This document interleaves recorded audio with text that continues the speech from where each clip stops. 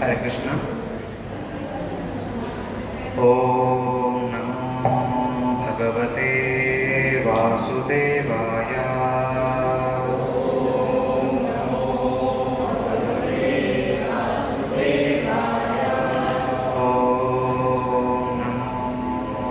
भगवते वासुदेवाय।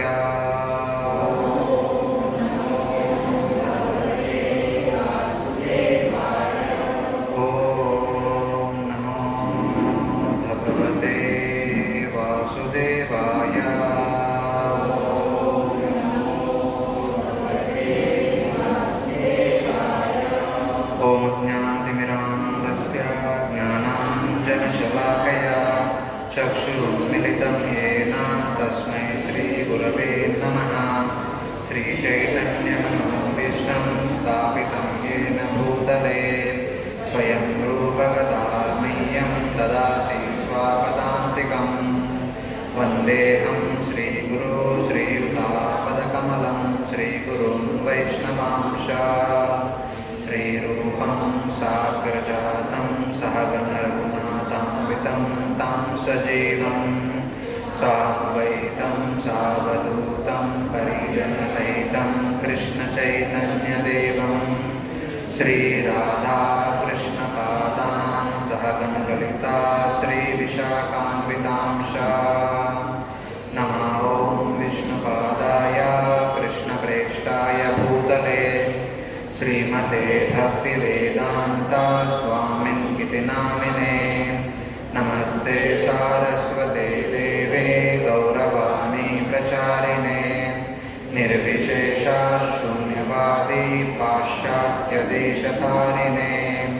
नमो महावदन्याय कृष्णप्रेमप्रदायते कृष्णाय कृष्णचैतन्य नामिने गौरकृषे नमः। हे कृष्णा करुणा सिंधु दीनबंधु जगत्पते गोपेशा गोपिका कांता राधा कांता नमोस्तुते। तप्त कांचन गौरांगी राधे वृंदावनेश्वरी वृषभानुसुते देवी प्रणमामि हरिप्रिये। वाञ्छाकल्पतरुभ्यश्च कृपा सिन्धुभ्येव च तानां पावनेभ्यो वैष्णवेभ्यो नमो नमः। जय श्री कृष्ण चैतन्य प्रभु नित्यानंद श्री अद्वैत गदाधर श्रीवासादि गौरभक्तवृंद। हरे Krishna Krishna Krishna Hare Hare Hare Ram Ram Ram Hare Hare.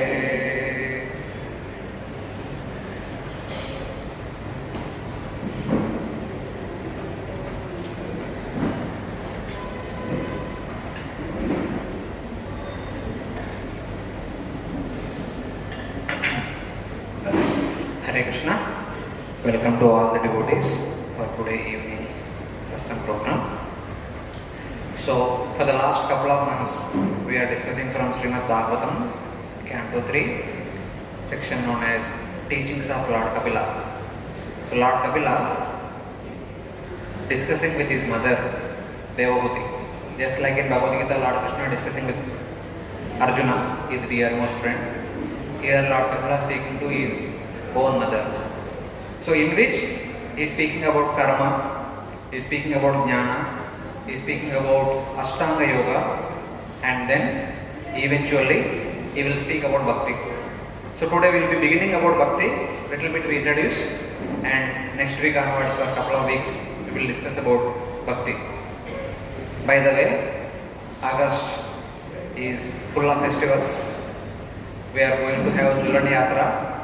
We will be starting on Ekadashi around 11th or 12th of August.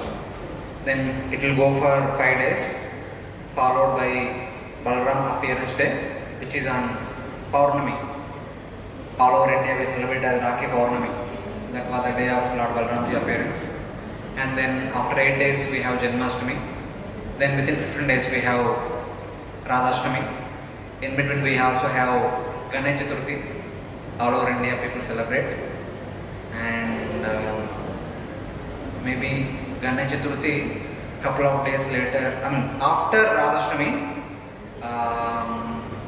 think on Dwadashi, it is Vamana Dwadashi, the appearance day of Lord Vamana. And then few days later, again there comes Paurnami, that is called Bhadra Paurnami, that has got connection to Srimad Bhagavatam. So hopefully, until Bhadra Paurnami, we will discuss about Bhakti, and we will also summarize in one class the entire teachings of Lord Kapila. And then the week in which Bhadra Paurnami comes, maybe a week in advance or a week later. Bhadra Paurnami is coming on weekend, Saturday or Sunday. So we will discuss what is the importance of studying Bhagavatam based on third canto in connection to Bhadra Paurnami. So just to keep you inspired, it is said that Acharyas write in the commentary, when Parikshit Maharaj was cursed to die in 7 days, he decided to take shelter of Mother Ganga and the great sages and hear the glories of the Supreme Personality of Godhead. That happened on the day of Radhashtami, when Srimati Radharani appeared. On the same day, not exactly on the birthday, but on the Tithi. So Parikshit Maharaj came to know that he has only 7 days. From the Ashtami, taking shelter of Ganga, on the banks of Ganga, he heard Bhagavatam from Srila Sukadeva Goswami for the next 7 days. And the conversation between Srila Sukadeva Goswami and Parikshit Maharaj concluded on Purnima. After Ashtami, 7 days we had, it comes to Purnima. So on the day of that Purnima, in the month of Bhadrapada, the narration of Bhagavatam by Srila Sukadeva Goswami concluded. As a result of that, Srila Parikshit Maharaj returned back to Godhead. Anyone, by following in the footsteps of Srila Parikshit Maharaj, sincerely hears Srimad Bhagavatam, will also attain the same destination. So that was the significance of Bhadra Purnima. So keeping that Bhadra Purnima as a significant event in ISKCON, at least from the last few years, they started this Bhadra Purnima campaign. We have Gita Marathon in the month of December, when the Margashirsha Mass, when Lord Krishna spoke Bhagavad Gita to Arjuna. Here Sukadeva Goswami is speaking Bhagavatam to Parikshit Maharaj. So here the devotees inspire all the devotees to take Bhagavatam, read Bhagavatam, study Bhagavatam, hear Bhagavatam sincerely. So it's about that. So keeping that in mind, till then, till the time of Radhashtami, we will discuss about Bhakti, various aspects of Bhakti from Bhagavatam. Also one class we will discuss from Bhakti Rasamrita Sindhu, or Nectar of Devotion, which talks about what we are supposed to do, what we are not supposed to do, the 64 items of Bhakti. That also we will discuss in 1 week. So our discussion will conclude at Bhadra Purnima. After that, we will continue with 4th canto of Srimad Bhagavatam. So that is whole kind of layout what we are going to discuss in future classes. So in the previous 2 classes, we were discussing about Ashtanga Yoga, where Ashtanga itself indicates there are 8 limbs: Yama, Niyama, Asana, Pranayama, Pratyahara, Dharana, Dhyana, Samadhi. So Yama means regulations, what we are not supposed to do. Niyama means what we are supposed to do, the niyam, rules. And then asana. So one need to follow yama niyama at the grihastha. At the right time take renunciation or enter into vanaprastha or sannyasa order, take retirement, go to forest, find a suitable place, arrange it nicely. It is not too low, not too high. It is little elevated than the other places, because when rain comes, water should go away. Otherwise that person will submerge in the water. And you need to put a kusha grass mat, which the insects are not attractive. Insects will stay away from the kusha grass mat. On top of that, the deer skin, then a little soft cloth, and then sit on the place in swastikasana or padmasana are familiar with. Then control the breath. Puraka, Kumbhaka, Rechaka. So take the breath inside through one nostril, one side of the nostril, hold it for some time, release it through other nostril, again hold it for some time, again breathe in, hold it for some time, release it through other nostril like Puraka, Rechaka, Kumbhaka, like that it is said. That is called pranayama. So by pranayama, or before that, by asana, one need to keep the body steady. One will become expert keeping the body steady. By pranayama, one keep the senses controlled, and that is not possible. Senses may get distracted. In order to keep the senses completely controlled, the next step is pratyahara. We generally feed with the 5 jnanendriyas from outside world. We see things from outside, we eat things from outside, we hear sounds from outside, we touch things from outside, and like that. All the sensory activities are from in connection with the outside world. Pratyahara means stop them. Stop feeding them from outside world. Feed them from within. That is called pratyahara. Then the next stage is dharana. One should meditate on the complete form of the Paramatma in the core of the heart. That is dharana. When that is done, one should perform dhyana. Dhyana means limb by limb meditation. First meditate on the lotus feet, then meditate on the legs, then thighs, then abdomen, then chest, then neck, then face, then hands, the face. Within the face, eyes, eyebrows, nostril, and smile, and full smile, laughter, like that we discussed elaborately in the last class. This is called dhyana. When the yogi perfects dhyana, the next stage is called samadhi. So we need to discuss what is samadhi.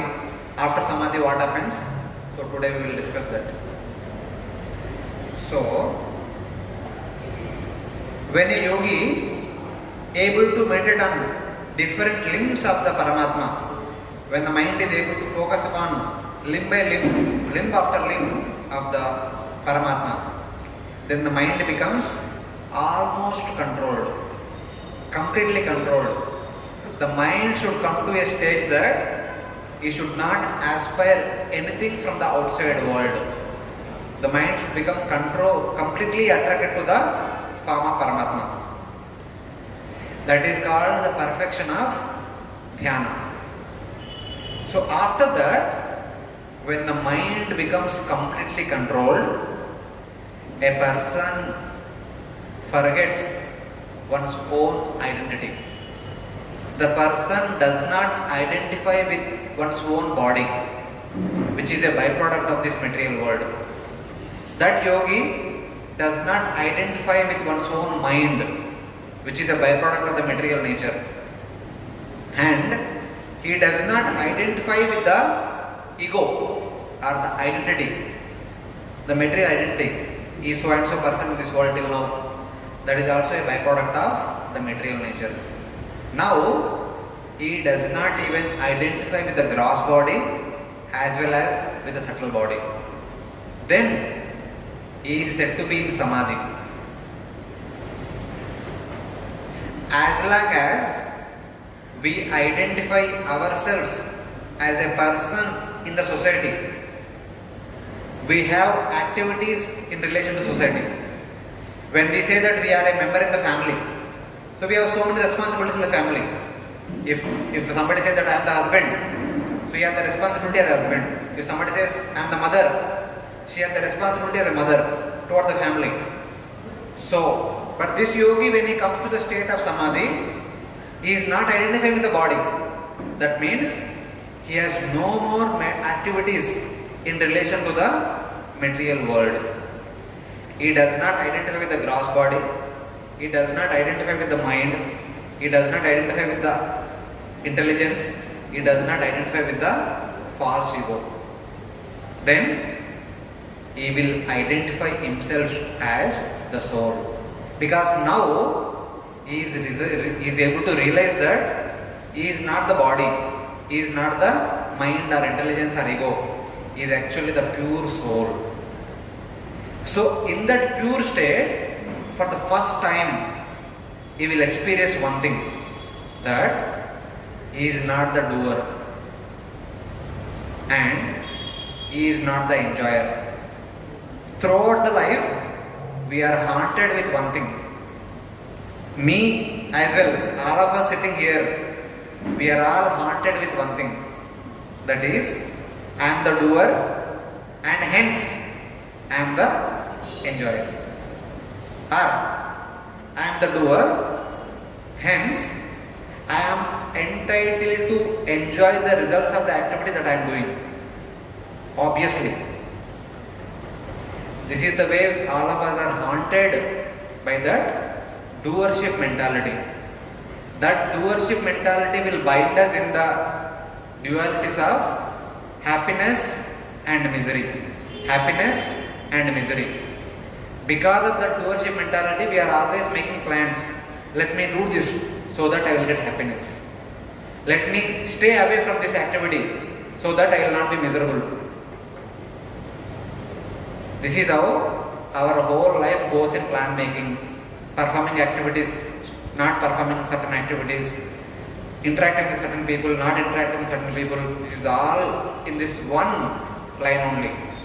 I am the doer and hence I am the enjoyer, by which we are bound in the happiness and misery cycle. But now the yogi, when he comes to the state of samadhi, for the first time in his life, he is understanding that he is not the body. He is the pure soul, which is beyond doership mentality, which is beyond the so-called material happiness and distress.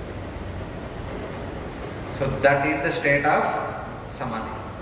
In samadhi state, the yogi will see himself and will not experience any so-called misery or happiness. Nirvana marchanti mana sahasa yatarchi atmanam artha purusho avyavadanam ekam. That means he considers, he sees himself as ekam atma, the one atma, without any subtle covering, that's a subtle body, or without any gross covering, the gross body. So that will be the state of a person when he comes to samadhi state. It is said that hetutvam api asati kartari sukadukkayor yat. Till now he was thinking that he is the doer, he is the kartari, he is the karta. That's how he was experiencing sukha and dukkha. But now he is understanding that the feeling of karta is actually asati. It is all imaginary, it is not the real, it has nothing to do with the self, with the soul. That realization the yogi gets in the state of samadhi. So after coming to the state of samadhi, though the yogi living in the body, he does not identify with the activities of the body. The body may be performing all the activities, sleeping, getting up and eating, all the activities. These activities are like the activities of somebody else. So what do you mean? They are somebody else's activities? Then Bhagavatam gives two examples. One example is, now this person will see the body, the gross body, subtle body as one's own children and one's own possessions. We have our home, our vehicle and many other things, but specifically the home and vehicle with which we interact every day. We live in the home, we go to office in our vehicle, we are closely identified with the vehicle and home, and also our family members. Since we are closely connected with them, we have a lot of emotional bonding with them. Anything happens to them, we feel that it is happening to us. If the child becomes sick, we feel that we go through the pain. So we take care of the child, etc. Though they are different from us, but anything happens to them, we feel that it is happening to us. Like that, the yogi understands. The gross body and the subtle body are like my subtle body is like the family members The gross body like the family possessions, the home and the vehicle, etc. Like that he feels. Then the question asks, the hearer is asking question, how can you say that? That anyway people understand, though they have emotional bonding, though they have connection, but they know that these things are not there. But that is not the case with the body and the soul. They are very closely bound together. That understanding that they are different does not come that easily. Even we may have so much attachment to the family members and the family and the vehicle, but psychologically we understand that they are not me, they are mine, they are belonging to me. That understanding is there. But that is not the case with the body and the soul. Then, so the Lord Kapila gives the next example. Just like the fire is different from the wood. There is wood from which fire is coming. And before the fire comes, there also comes the smoke, there also comes from some sparks. An intelligent person will understand that the fire is different from the wood, it is different from the sparks, it is also different from the smoke. Though they are all one unit only, they are very closely connected. If there is no wood, there is no fire. If there is no smoke, there is no sparks, there is no fire. If there is no fire, there will be no smoke and no sparks. They are all closely connected. But still, if we analytically observe, all the four are different. The wood is different, which is the source of the fire. The fire itself is different, which we can see, actually we can perceive, we get warmth. And from that fire we also get some smoke. We also get some sparks here and there, here and there. And all these are compared to what? Bhutendriya Antakarana Pradana Jiva Samnyat Atmatata Pratak Drishta Bhagavan Brahma Samhita. The fire is like Bhagavan, who is also known as Brahman and Paramatma. Atma means Paramatma, Brahman is Brahman. The Bhagavan is also called as Paramatma by the yogis, is also called as Brahman by the Jnanis. All three are same only. They are like the fire. And this fire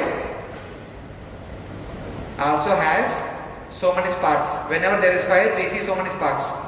And all the different number of sparks are like different living entities, who are in one sense same as fire, but not in magnitude wise. They are very small particles. The fire has got a lot of the fire energy and the light energy and warmth. This particle has a little amount of fire, little amount of brightness and little amount of warmth. It is like a small particle of the bigger fire. So living entities are compared to the small particles of the Supreme Lord. And then from the fire there appears the smoke. The smoke is like the gross body, the subtle body and the senses. So our entire body and the senses, they are like smoke. When you burn wood, first comes smoke, then eventually the